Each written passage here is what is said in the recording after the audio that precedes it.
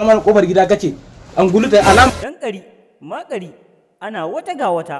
Yau ma Mikiya Film Production ne ke tafe muku da sabon shirinta mai suna mai farar aniya. Uci uban marayi ka ga gatan marasa uba masu uban magatan Yan Abdul da Maryam yana burge ni sosai. Cewa dai har yanzu Mai farar aniya. jiya dai ta kawo haka dai wallahi akwai wata yarinya dai. To masoya na kwarai, ku kasance da mu a YouTube na mai suna Abdullahi Amsak TV domin kallon wannan ƙayataccen shiri mai suna mai farar aniya. Shiri ne wanda za mu dinga kawo muku shi dukkan mako. Mai farar aniya a YouTube channel mai suna Abdullahi Amsak TV. Mai farar aniya. kala wallahi alhaji dama batun sakon nan ne da fatan ka isar musu wannan sakon sako da ka bani na masallaci.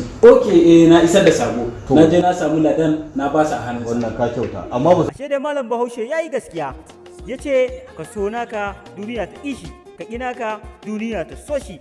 Shi ma haka ne ta faru a kansa. Mahaifin yarinyar baya son shi, amma a haka ya tsadirce cikin soyayyarta. Ita kuma ta ce sai shi mai farar aniya. to gaskiya bai kamata a ce kina sa kanki a cikin damuwa ba kin gane ba? Gaskiya bai kamata bari in taba Abdullahi yanzu. Mai farar aniya. Ai, ki bari kawai.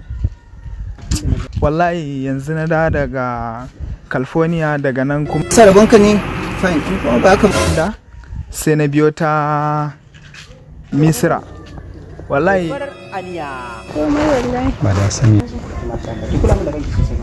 Ku danna mana subscribing, kana ku danna alamar ƙararrawa domin samun wannan kayataccen shirin namu mai suna mai farar aniya a YouTube channel namu mai suna Abdullahi Amsak TV. Da zarar mun ɗora shi dukkan ranar Lahadi misalin karfe 8 na dare. Mai farar aniya. sanata. Story, screenplay, Abdullahi Amsak, Assistant Director, Abba SYD and Director by Ahmad GK.